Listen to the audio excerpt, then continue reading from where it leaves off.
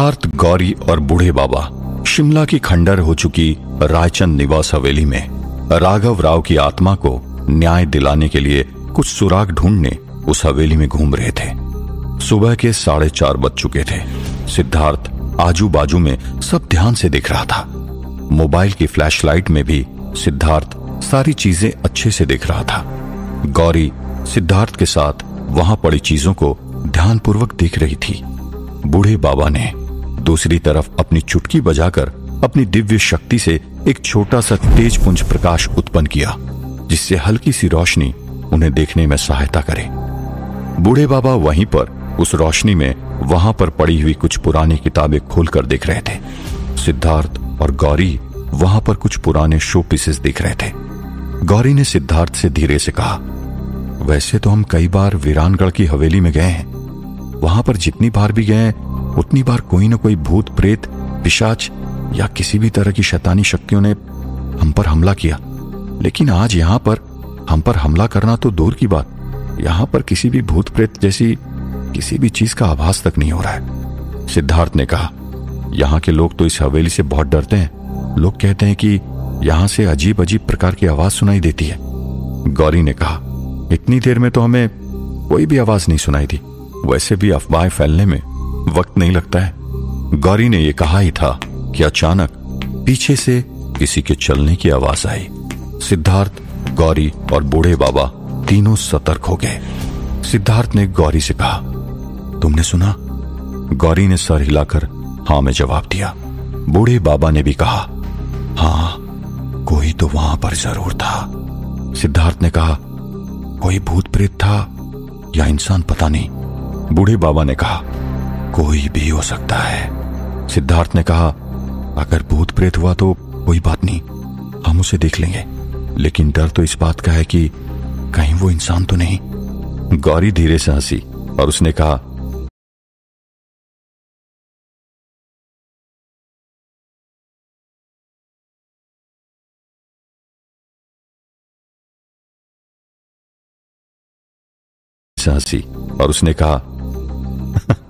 कैसा जमाना आ गया, भूत प्रेत से डर नहीं लगता साहब, इंसान से लगता है।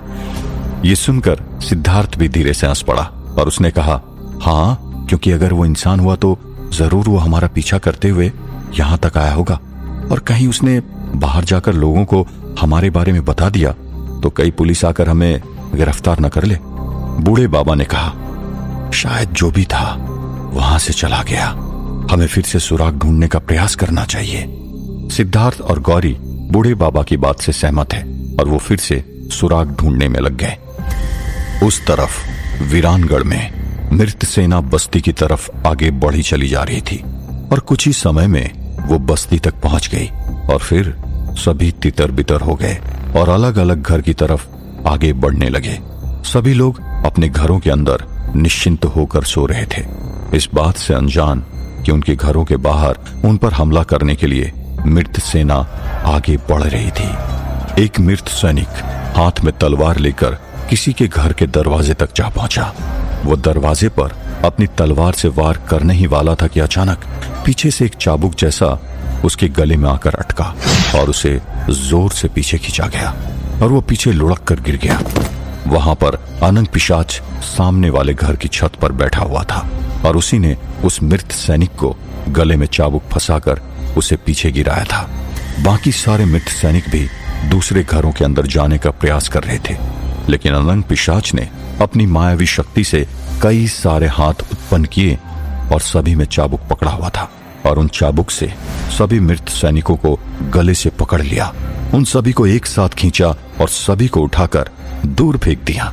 सिद्धार्थ, गौरी और बूढ़े बाबा की अनुपस्थिति में अनंग पिशाच गांव का रक्षक बनकर उभर आया था। पहले भी कई बार अनंग पिशाच ने लोगों को बचाया था, लेकिन हर बार सिद्धार्थ, गौरी या बूढ़े बाबा के बुलाने पर ही वो वहां पर आता था। लेकिन इस बार अनंग पिशाच ने उन तीनों की अनुपस्थिति में पहली बार अकेले ही गांव की रक्षा की जिम्मेदारी अपने सर पर ली थी। वो मृत सैनिक एक एक करके फिर से उठकर गांव के घरों की ओर बढ़ने लगे।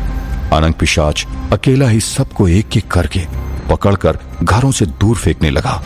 अनंग पिशाच अपनी पूरी क्षमता के साथ सैकड़ों मृत सैनिकों के साथ अकेले ही भिड़ गया। कई सारे सैनिकों को उसने अकेले ही रोक रखा था। अनंग पिशाच किसी को उठाकर पटक देता था तो किसी को घुमाकर दूर फेंक देता था। बिना आवाज किए कुछ ही देर में उसने अकेले सभी मृत सैनिकों को गांव की बस्ती से कहीं दूर कर दिया और दूर ले जाने के बाद उन सभी को अपनी मायावी शक्ति में जलाकर भस्म कर दिया। तब तक रात ढल चुकी थी और सूरज उगना शुरू हो गया था। अनंग पिशाच थक हार कर गांव के किसी के घर के छत पर जाकर बैठ गया।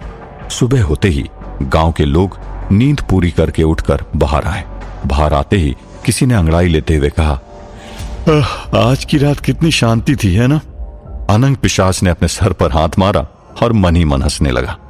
उस तरफ शिमला में वीरानगढ़ से करीब 20 मिनट पहले ही सूरज उग चुका था, लेकिन बादलों के ढके रहने के कारण अभी भी काफी अंधेरा था और हवेली के अंदर वैसे भी दिन के उजाले में भी अंधेरा रहता था और इस वक्त तो काफी अंधेरा होना लाजमी था।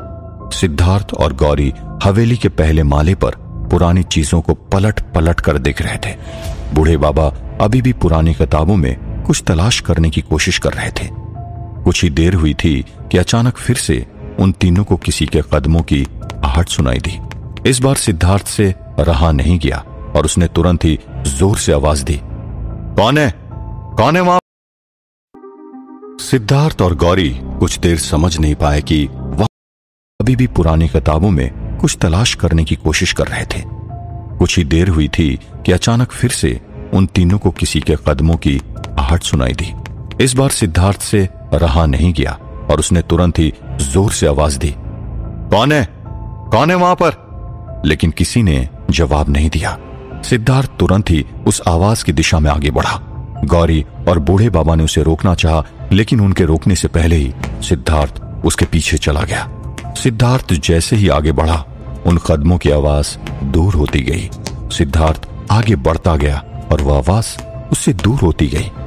कुछ ही देर में वह कदमों की आवाज एक दिशा में जाकर ओझल हो गई। सिद्धार्थ वहां पर जाकर रुक गया और अपने इर्द गिर्द देखने लगा। सिद्धार्थ ने फिर से एक बार जोर से आवाज दी, कौन है यहां पर? मुझे पता है कि जो कोई भी है वो यहीं कहीं पर छुपा हुआ है। चुपचाप मेरे सामने आ जाओ, नहीं तो अगर मैंने ढूंढ लिया तो अंजाम और भी बुरा होगा। यह सुनकर अचानक सिद्धार्थ को उसके पीछे से किसी के दौड़ने की आवाज आई। सिद्धार्थ ने तुरंत ही मुड़कर पीछे देखा, लेकिन वहां पर उसे कोई नजर नहीं आया। सिद्धार्थ उस तरफ आगे बढ़ा। उसे अपनी दूसरी ओर से कदमों की आवाज आई। सिद्धार्थ ने जैसे ही मुड़कर उस तरफ देखा, वहां से भी कदमों की आवाज आनी बंद हो गई।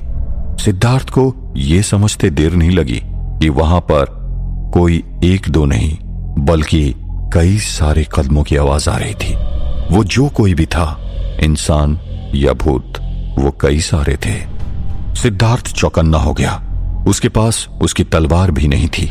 वो अपनी तलवार वहां वीरानगढ़ में ही छोड़कर आया हुआ था, क्योंकि उसे ये पता था कि अगर शिमला में किसी ने उसे तलवार लेकर घूमते हुए देख लिया तो मुश्किल खड़ी हो सकती थी।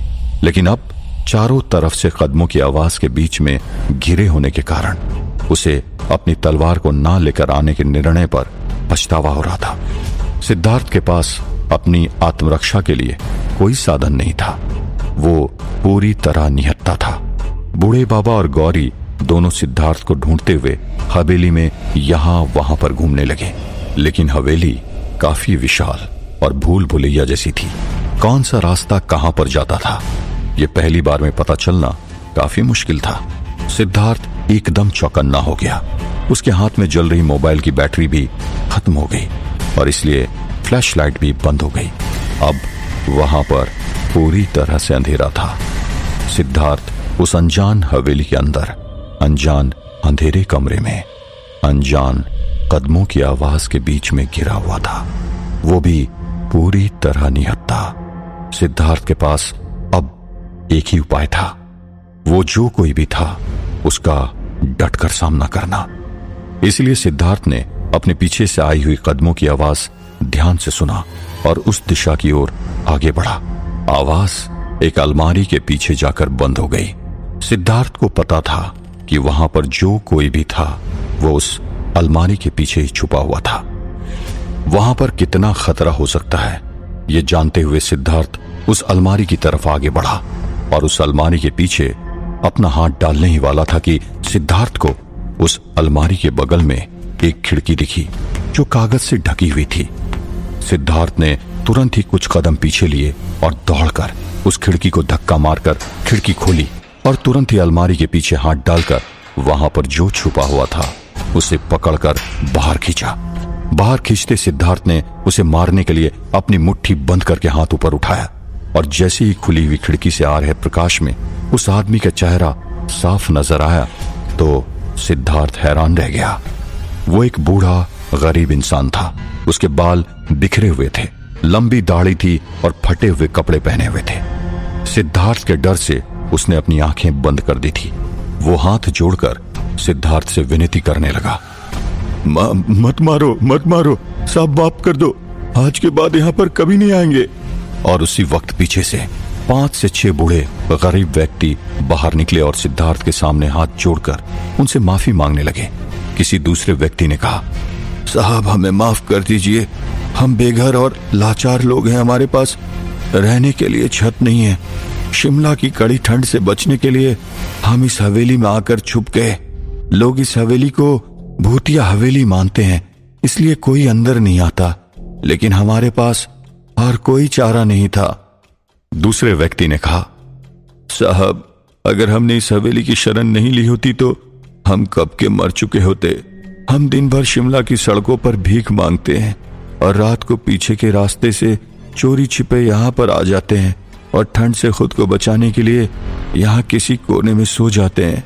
तीसरे व्यक्ति ने कहा, लेकिन भगवान की कसम खाकर कहते हैं यहाँ एक भी चीज को हमने चुराने की कोशिश नहीं की। ये सुनकर सिद्धार्थ का दिल पसीज गया। उसके हृदय में करुणा जाग उठी। उसके पीछे बूढ़े बाबा और गौरी भी आ पहुंचे। सिद्धार्थ ने उन बूढ़े व्यक्तियों से कहा, मुझे माफ कर देना, माफी आपको नहीं मुझे मांगनी चाहिए। हम तो यहाँ पर कुछ सुराग ढूंढने आए थे, हमें आपको यहाँ से हटाने की कोई मंशा नहीं है, आप यहाँ पर रह सकते हैं। यह सुनकर सिद्धार्थ ने जिस बूढ़े व्यक्ति को अलमारी के पीछे से खींचकर निकाला था उसने पूछा, साहब इतनी पुरानी हवेली जिसमें करीबन 150 सालों से कोई भी नहीं रहा, उसमें आप कैसा सुराग ढूंढने आए हो? सिद्धार्थ ने कहा, यहां पर जो हादसा हुआ था उसके बारे में आप जानते हैं? उस बूढ़े व्यक्ति ने कहा, कौन नहीं जानता इस हादसे के बारे में साहब, लेकिन एक बात बताऊं आपको, लोग जिसे अपराधी मानते हैं वो राघव राव असलियत में अपराधी नहीं है। अपराधी कौन है ये तो हमें नहीं पता, लेकिन राघव राव अपराधी नहीं हो सकता। बूढ़े बाबा ने कहा, क्यों, ऐसा क्यों कह रहे हैं आप? राघव राव क्यों अपराधी नहीं हो सकता? उस बूढ़े व्यक्ति ने कहा, क्योंकि वो तो एक बहुत ही अच्छा जीव है, उसकी आत्मा अभी भी इस हवेली में भटक रही है, लेकिन हम में से किसी को भी उसने एक बार भी परेशान नहीं किया। यहां तक कि दिसंबर के महीने में जब बाहर कड़ाके की ठंड पड़ रही थी, बेशुमार बर्फ पड़ रही थी, तब हम लोग यहाँ पर ठंड में ठिठुर रहे थे। तब राघव राव की आत्मा ने इस हवेली के किसी हिस्से से हम सब के लिए चादर ले आया था और हमें उसी ने चादर उड़ाई भी। अब आप ही बताइए साहब कि यदि कोई व्यक्ति मरने के बाद भी हम भिखारियों के लिए भी करुणा रख सकता है, वो जीते जी इतने मासूम बच्चों और निर्दोष लोगों की हत्या किस तरह कर सकता है? सिद्धार्थ, बूढ़े बाबा और गौरी ने हैरान होते हुए उनके सामने देखा। बूढ़े बाबा के चेहरे पर मुस्कान आई और उन्होंने कहा, सच कह रहे हैं आप, राघव राव निर्दोष है और यही साबित करने के लिए हम इस हवेली में कोई सुराग ढूंढ रहे हैं। सिद्धार्थ ने कहा, हमारा बस चले तो आपको सबके सामने लेकर जाएं और आपकी मुंह से यह सच्चाई सबको बता दें। बूढ़े बाबा ने कहा, मेरी बात का बुरा मत मानना, लेकिन इन गरीब बेघर लोगों की बात पर कोई यकीन नहीं करेगा, और खासकर यदि हम उनसे जाकर आत्मा वगैरह की बातें करेंगे तो वे बिल्कुल भी हम पर यकीन नहीं करेंगे। हमें किसी भी तरह कोई सुराग ढूंढना होगा जिसे देखकर ही राघव राव के चरित्र पर लगे हुए दाग मिट जाएं, लोगों के मन में राघव राव के प्रति जो नफरत है वो सम्मान में बदल जाए। क्या ऐसा कोई सुराग यहां पर कहीं पर मिलने की आशा है? ये सुनकर उस भिखारी ने कहा, हमें ज्यादा पता तो नहीं, लेकिन ऊपर दूसरे माले में ऐसा बहुत कुछ सामान रखा हुआ है जो शायद आपके काम आ सके। हमने उन वस्तुओं को छुआ तक नहीं है। यह सुनकर सिद्धार्थ, गौरी और बूढ़े बाबा ऊपर दूसरे माले की ओर आगे बढ़े। ऊपर जाते ही दाहिनी ओर एक ऐसा गलियारा था जिसकी खिड़की सीधे बाहर बागीचे की ओर खुलती थी। वहां से बगीचा साफ दिखाई दे रहा था। उस तरफ जाते ही गौरी के हाथ में ऐसा कुछ लगा जिसे देखकर तीनों आश्चर्यचकित और खुश हुए। सिद्धार्थ वो वस्तु देखकर बोल उठा, यह हमारा सबूत जरूर हो सकता है। ऐसी कौन सी चीज गौरी के हाथ लगी थी जिसे देखकर वो तीनों खुश हो गए थे? क्या उनके हाथ ऐसा कोई सुराग लग पाएगा जिससे राघव राव की आत्मा को न्याय मिल पाए? सुराग हाथ में लग जाने के बाद क्या तीनों के लिए राघव राव की सच्चाई लोगों तक पहुंचाना आसान होगा? जानने के लिए सुनते रहिए वीरानगढ़, ओनली ऑन पॉकेट FM।